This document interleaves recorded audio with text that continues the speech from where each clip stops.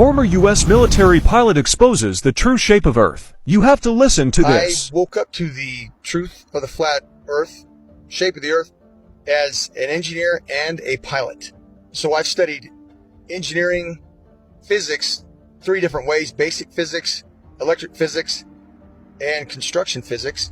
And also as a pilot, as a rotary wing pilot, that is helicopter pilot, I studied aeronautical physics as well. So I can cover and discuss just about any factor of flat Earth. Not that I'm any smarter than anybody else, but I've studied quite a bit of factors that analyze shape and motion of just about any object. That's physics, also aeronautical physics, and principles of flight. I can tell you this: airplanes fly straight and level. That's even an aviation term, straight and level. Airplanes will fly for hours at the same altitude, never dipping their nose down to follow the curve of the Earth.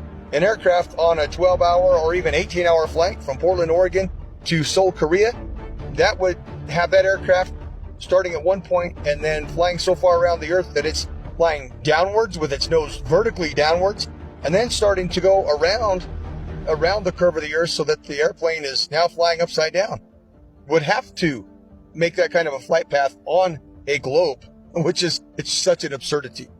So that being said, I come into the true shape of the Earth, the flat Earth, as a skeptic, like most anyone else. I'll tell you my story. My buddy told me about this.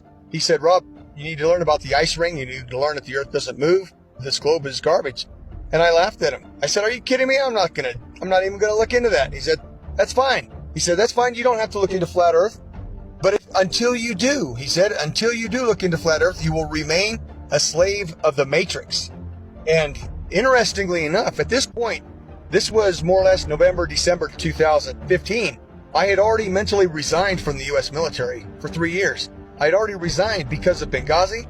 I realized, and I saw for myself, I'd been working with U.S. as an Army officer, working for State Department for a good 10 years. And so what I did, I turned my physics awareness, I turned my studies into analysis of the shape of the Earth. Radar is simply another form of radio transmission. Radio includes anything within the range of the electromagnetic spectrum. Electromagnetic spectrum, also known as light. Radio is the transmission of light, whether it's visible light or radio waves which are not visible.